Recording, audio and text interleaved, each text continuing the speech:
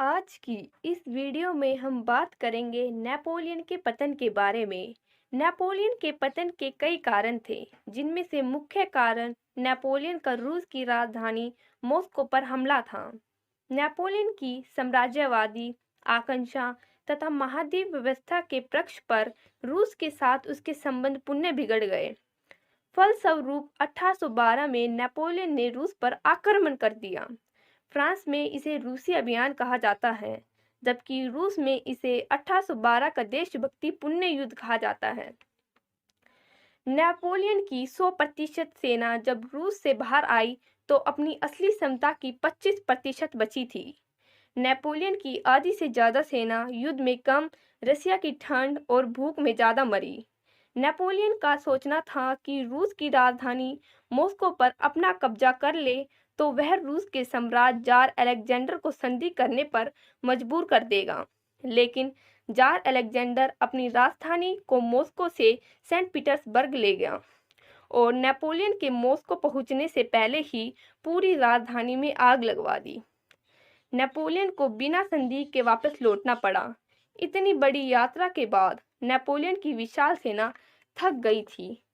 रसिया में ठंड शुरू हो गई थी, इसलिए जब नेपोलियन रसिया की राजधानी मॉस्को की तरफ वापस चला तो उसकी सेना का 75% हिस्सा भूखमरी, रसिया की ठंड और लगातार लुटेरों की छापेमारी और छोटी छोटी रसिया की सेना टुकड़ियों के साथ युद्ध लड़ते लड़ते तबाह हो गई। खुद एक बार नेपोलियन लुटेरों से बार बार बचे और जब वह फ्रांस पहुंचे तो उनकी विशाल सेना का 25% भाग ही वापस पहुंच सका।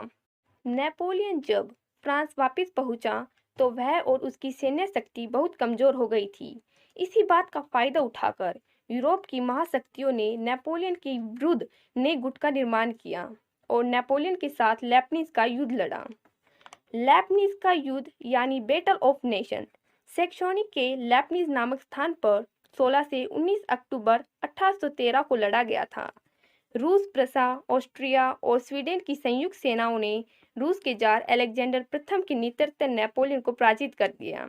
इस युद्ध में लगभग 60,000 सैनिकों ने भाग लिया।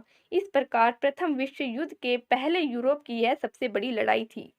रूस अभियान में नेपोलियन की असफलता का समाचार पाते ही जर्मनी में फ्रांस से प्रतिशोध लेने की भावना जागने लगी।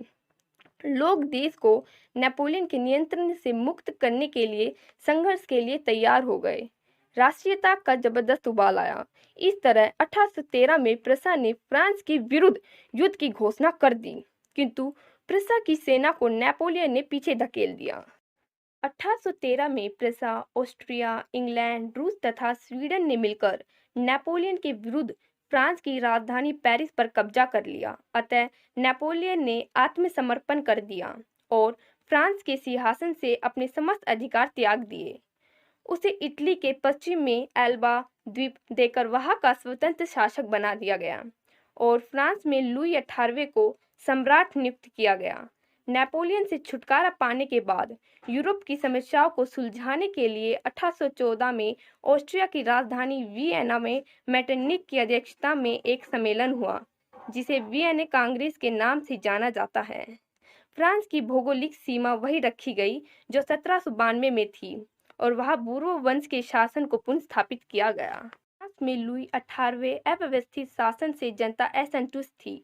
नेपोलियन को इन परिस्थितियों की सूचना मिली तो एक बार पुनः वह फ्रांस पर अधिकार करने के लिए मार्च 1815 में एल्बा से चलकर फ्रांस आया। वहां की जनता ने उसका स्वागत किया। अतः लुई 18वां फ्रांस छोड़कर भाग गया और नेपोलियन पुनः फ्रांस का सम्राट बन बैठा, किंतु उसके बाद केवल 100 दिन ही वह शासन कर सका। नेपोलियन के पुण्य गद्दी प्राप्त करने की सूचना जब यूरोप में पहुंची तो सब लोग चौकन्ना हो गए। वियना कांग्रेस को एक बार नेपोलियन के भूत का भय सताने लगा। अतः अपने मतभेद भूलकर एकजुट हो नेपोलियन का मुकाबला करने का निश्चय किया। अतः जून 1815 में नेपोलियन और मित्र राष्ट्रों के बीच में अंतिम युद्ध वाटरलू के मैदान में हुआ, जिसमें नेपोलियन पराजित हुआ। उसे बंदी बनाकर सुदूर अटलांटिक महासागर के सुनसान द्वीप सेंट हेलेना में निर्वासित जीवन जीने के लिए भेज दिया और वही 6 वर्ष बाद 2 मई 1821 को उसकी मौत हो गई। इस वीडियो में आपने देखा नेपोलियन का पतन और उसकी मृत्यु।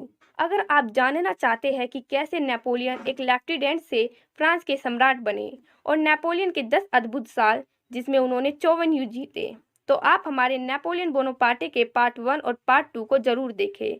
अगर आप ऐसी ही मज़ेदार वीडियो आगे भी देखना चाहते हो तो हमारे चैनल फैक्ट एंड नॉलेज को सब्सक्राइब करें और इस वीडियो को लाइक करें।